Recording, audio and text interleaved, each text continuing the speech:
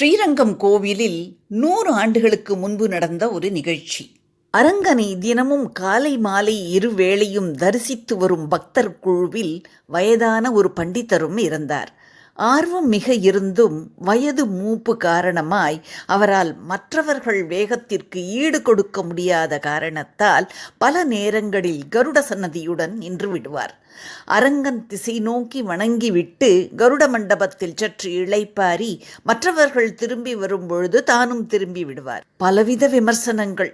கேட்டும் கேளாதது போல் தினம் தினம் வருவதும் ஒரு சில நாட்கள் அரங்கன் கோவில் உள்ளே சென்று தரிசித்து வருவதுமாக இருந்த அவர் ஒரு நாள் கையில் பாகவதம் புத்தகத்துடன் வந்து கருட மண்டபத்தின் கீழ்ப்பகுதியில் ஓரமாய் அமர்ந்து சிறிது நேரம் படித்துவிட்டு வீடு திரும்புவது என்ற வழக்கத்தை ஏற்படுத்தி கொண்டார். ஆக அரங்கனை சென்று சேவிப்பது என்பது அபூர்வமாகிவிட்டது. பலரும் அவர் புத்தகம் படிப்பதை பார்த்துவிட்டு செல்வார்கள். பண்டிதர்கள் சிலர் நின்று சற்று நேரம் கேட்டுவிட்டு செல்வார்கள். அதில் ஒரு சிலர் இவர் சில வரிகளை விட்டுவிட்டு சில வரிகளை படித்து பக்கங்களை புரட்டுவதை பார்த்து வயது மூப்பு காரணமாய் ஒரு ஒழுங்கை கடைப்பிடிக்க இயலாது ஆர்வம் ஒன்றே முதலாய் கொண்டு ஏதோ வயதான காலத்தில் படிக்கிறார், பாவம் தவறை தெரிந்தா செய்கிறார், போகட்டும் என நினைத்து அவரிடம் பேசுவதையே குறைத்து கொண்டனர். பண்டிதர் படிக்கிறாரே தவிர ஒரு ஒழுங்கும் இல்லை. பக்கத்தில் பாதி படிப்பது மீதி விழுங்குவது என ஏதோ படிக்கிறார். மூப்பு காரணமாய் புத்தி சரியாக வேலை செய்யவில்லை என அவரவர் அங்கும் இங்குமாக பேசிக்கொண்டு கடைசியில் அதுவா அது ஒரு அரை பைத்தியம் என பட்டமே கட்டிவிட்டார்கள். எது எப்படியோ பண்டிதர் தான் தினமும் பாகவதம் படிப்பதை நிறுத்தவில்லை. ஒரு நாள் அரங்கனை சேவிக்க ஆச்சாரியர் நிலையில் உள்ள ஒரு பெரிய பண்டிதர் ஒருவர் வரப்போவதாக செய்தி வந்தது. உள்ளூர் பண்டிதர்கள் கூடி அவரை வரவேற்க ஏற்பாடுகள் செய்தனர். மேள தாளத்துடன் பூர்ண கும்ப மரியாதையோடு வரவேற்க வேண்டுமென முடிவு செய்யும் பொழுது கருட மண்டபத்தில் தினம் பாகவதம் படிக்கும் பண்டிதரை பற்றியும் பேச்சு வந்தது. அரைகுறையாக பாகவதம் படிக்கும் இவரை வெளியூர் பண்டிதர் பார்த்தால் இவர் படிப்பதை கேட்டால் உள்ளூர் பண்டிதர்கள் அனைவருக்கும் அவமானம். இதை தவிர்க்க என்ன செய்வது என்று கேள்வி பிறந்தது. மூத்த பண்டிதர்கள் பலரும் அவர் ஒரு ஓரமாய் வயதான காலத்தில் ஏதோ ஆர்வத்துடன் படிக்கிறார், அவரை தொந்தரவு செய்ய வேண்டாம் என சொல்ல சில இளவட்டங்கள் பிரச்சனையை வேறு விதமாக தீர்ப்பதாக சொன்னார்கள். பெரியவரே, அரங்கனை தரிசிக்க வெளியூர் பண்டிதர் ஒருவர் வரப்போகிறார். மேளதாளம் என கூட்டம் அதிகம் கூடும். தாங்கள் பாகவதம் பக்தி ஸ்ரத்தையுடன் படிப்பதற்கு இங்கு இடைஞ்சலாய் இருக்கும். ஆகையால் ஒரு நாள் மட்டும் கிழக்கு கோபுரவாசல் பக்கம் மணல் வெளியில் உள்ள மண்டபத்தில் அமர்ந்து எவ்வித தொந்தரவும் இல்லாமல் படிக்க வேண்டும் என பவ்யமாய் அவரிடம் கேட்டுக்கொண்டார்கள். அந்த அரை பைத்தியம் முரண்டு பிடித்தால் என்ன செய்வது என்ற பயமும் இருந்தது. ஆனால் அவரோ ரொம்ப சந்தோஷம், முன்கூட்டியே சொன்னதற்கு மிக்க நன்றி, எல்லாம் கண்ணன் கிருபை என கூறி மறுநாள் நேராக கிழக்கு கோபுர வாயில் வழியாய் வந்து அங்கு மண்டபத்தில் தான் பாகவதம் படிப்பதாக உறுதி கூறி விடை பெற்றார். இளைஞர்களுக்கு ஒரு சந்தேகம். ஞாபக மறதி காரணமாய் பெரியவர் கருட மண்டபம் வந்துவிட்டால் என்ன செய்வது என்று யோசித்து அன்று காலை தெற்கு கோபுர வாயிலில் இருவரும் கிழக்கு கோபுர வாயிலில் இருவரும் பெரியவரை எதிர்பார்த்து நின்றனர்.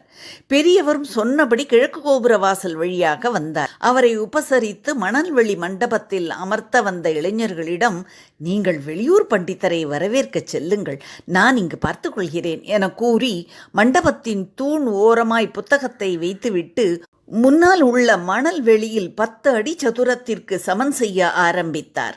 மேலாக தென்பட்ட சிறு கற்கள் தூசு தும்புகளை அகற்றி கைகளால் நன்றாக தட்டி மணலை அவர் சீர் செய்வதை பார்த்த அந்த இளைஞர்களுக்கு சிரிப்பு வந்தது. ஏதோ வரப்போகும் பண்டிதர் நேராக இங்கே வந்து இவர் முன்னால் உட்கார்ந்து பாகவதம் கேட்கப் போவது போல தன் முன்னால் மணலை சீர் செய்துவிட்டு அவர் புத்தகம் எடுத்து வைத்து கொண்டு உட்கார்ந்ததும் இனி இவர் எழுந்து வரமாட்டார் என சொல்லிக்கொண்டு வேகமாய் தெற்கு வாசலுக்கு வெளியூர் பண்டிதரை வரவேற்கும் கூட்டத்தில் சேர விரைந்தனர்.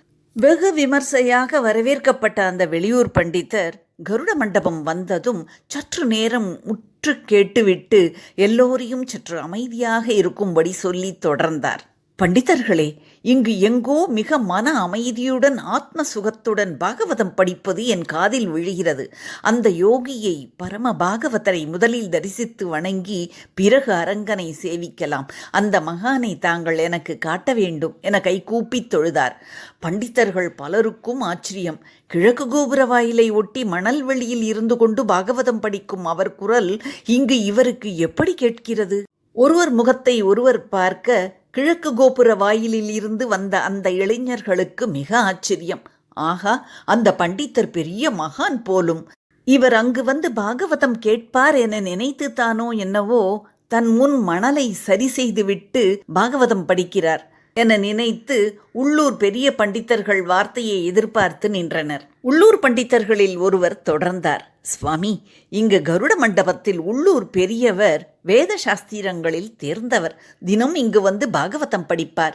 இன்று தாங்கள் வரும்பொழுது கூட்டம் அதிகமாயிருக்கும், அவருக்கு தொந்தரவு கூடாது என நினைத்து இன்று மட்டும் அவரை கிழக்கு வாயிலில் அமைதியான சூழ்நிலையில் பாகவதம் படிக்கும்படி நாங்கள்தான் கேட்டுக்கொண்டோம். அவரும் சந்தோஷமாய் கண்ணன் கிருப்பை என சொல்லி போனார். அவர்தான் கிழக்கு வாயிலில் பாகவதம் படிக்கிறார் போலும். இந்த வார்த்தைகளை கேட்டதும் வெளியூர் பண்டிதர், ஆஹா, நாம் எல்லோரும் அபச்சாரம் செய்து விட்டோமே, இதற்கு நான் காரணமாகிவிட்டேனே, முதலில் அவரிடம் சென்று மரியாதை செலுத்திவிட்டு பிறகுதான் அரங்கனை சேவிக்க வேண்டும். பாகவத அபச்சாரம் கொடியது அல்லவா? சற்றே தள்ளியிரும் எனச் சொன்னது பாவமன்றோ? வாருங்கள், அவர் இருப்பிடம் போகலாம் என விரைய பலரும் அவரை பின்தொடர்ந்தார்கள்.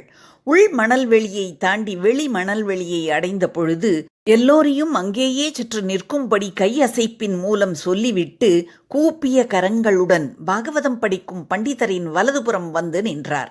தனக்கு முன்னால் திரண்ட கூட்டத்தையோ அல்லது வெளியூரில் இருந்து வந்திருந்த பண்டிதரையோ பாகவதம் படித்து கொண்டிருந்தவர் கவனிக்கவே இல்லை.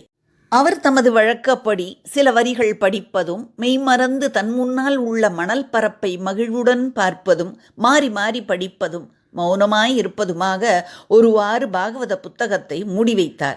அதுவரை பக்கத்தில் நின்று கொண்டிருந்த வெளியூர் பண்டிதர் சற்று முன்பாக வந்து பெரியவர் சமன் செய்து வைத்திருந்த மணல் திட்டை நோக்கி சாஷ்டாங்கமாக விழுந்து வணங்கி மிகவும் பயபக்தியுடன் அந்த மணல் திட்டில் இருந்து சர்வ ஜாகிரதையுடன் சிறிது சிறிதாக மணல் துளிகளை தன் மேல் உத்ரியத்தில் திரட்டி பாகவத பண்டிதரிடம் இரு கைகளாலும் மிக பணிவுடன் கொடுத்தார்.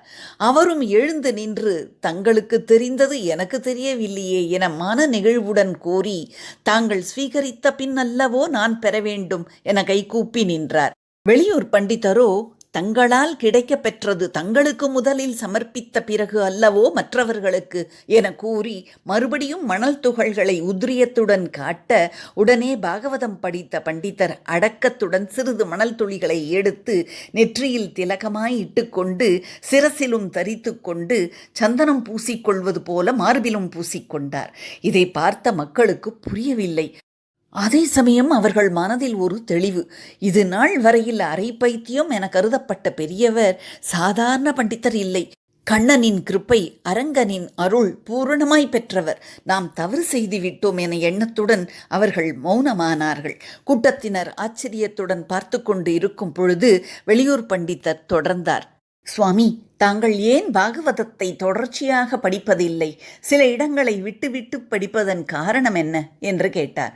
பாகவதம் படித்த பண்டிதர் மிக அடக்கமாய் சிரித்து கொண்டே, சுவாமி, தாங்கள் எல்லாம் தெரிந்தும் தெரியாதது போல் ஏன் கேட்கிறீர்கள்? பல நூறு மனிதர்கள் மன சந்தோஷத்துடன் உணவு உண்ணும் பொழுது அங்கே ஒரு பசித்தவன் அந்த விருந்தை பார்த்ததால் அவன் பசி போகாதல்லவா? பசித்தவன் புசித்தால் அல்லவோ பசி போகும், வயிறு நிறையும், மனம் குளிரும். அதேபோல் பகவானை அனுபவிக்கும் பொழுது சுற்றிலும் பலர் பார்த்து கொண்டிருந்தாலும் அவர்களுக்கு அந்த ருசி தெரியாதல்லவா? தாங்களுக்கு ருசி தெரிந்து கண்ணன் பாத தூளியை சேகரித்து எனக்கு கொடுத்தீர்கள். கண்ணனை கண்டேனே தவிர அவன் பாத தூளியை தரிசிக்க மறந்தேன். தங்களால் அந்த பாக்கியம் கிடைத்தது. தங்களுக்கு தோன்றியது எனக்கு தோன்றவில்லையே. இன்று தங்கள் வருகையால் அல்லவோ எனக்கு அந்த பாக்கியம் கிடைத்தது. நான் ஏதும் சொல்லுவதற்கு பதில் தாங்களே ஏதும் சொல்ல வேண்டும் என்றால் சொல்லலாம். நானும் அதை ஓப்புடன் கேட்பேன் என்றார் அவர். உடனே வெளியூர் பண்டிதர் கூட்டத்தினரை பார்த்து பேச ஆரம்பித்தார். திருவரங்கவாசிகளே, நீங்கள் எல்லோரும் அரங்கனை தினம் தினம் தரிசிக்கும் பாக்கியம் பெற்றவர்கள். பரம பக்தரான இந்த பண்டிதர் பாகவதம் படிக்கும் பொழுது என்ன நடந்தது என்று பலருக்கும் தெரியாது. அந்த கண்ணனுக்கு தெரியும், அவனை இவருக்கு தெரியும். இன்று காலை நான் வந்தவுடன் மேளதாள ஆரவாரத்திற்கும் வேதகோஷத்திற்கும் நடுவில் பாகவதம் படிப்பது என் காதருகில் மிகத் தெளிவாக கேட்டது. படிப்பது நின்ற பொழுதோ சதங்கை ஒலி மட்டும் கேட்டது. ஆக பரம பாகவதரான பெரியவர் முன் கண்ணன் களிநடனம் ஆடுகிறான். அவர் அதை அனுபவிக்கும் பொழுதுதான் படிப்பதை நிறுத்திவிடுகிறார். கண்ணன் லீலை தொடர்கிறது. கண் முன் நின்ற கண்ணன் மறைந்ததும் பாகவதம் அங்கு தொடர்கிறது.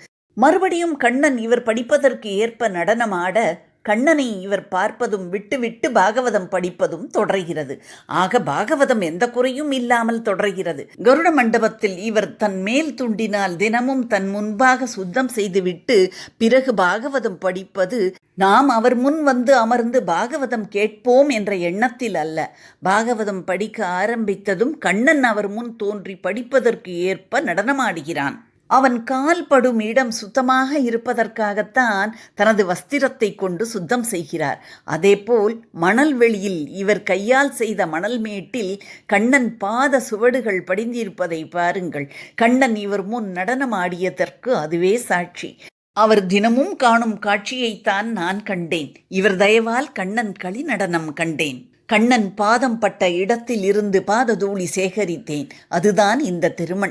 பரம பாகவத்தர் இவர் வழிகாட்ட அரங்கனை சேவிப்போம் வாருங்கள் என்று கூறினார். அரைகுறை பைத்தியம் என அதுவரை ஊரால் கருதி வந்த அந்த பரம பக்தர் முன் செல்ல அரங்கனை தரிசிக்க பின்தொடர்ந்தார் வெளியூர் பண்டிதர். அந்த வயதான பாகவதம் படிக்கும் பண்டிதரின் பக்தி ஒரு உண்மையான பக்திக்கு எடுத்துக்காட்டு. To watch more videos, please press the subscribe button and the bell icon.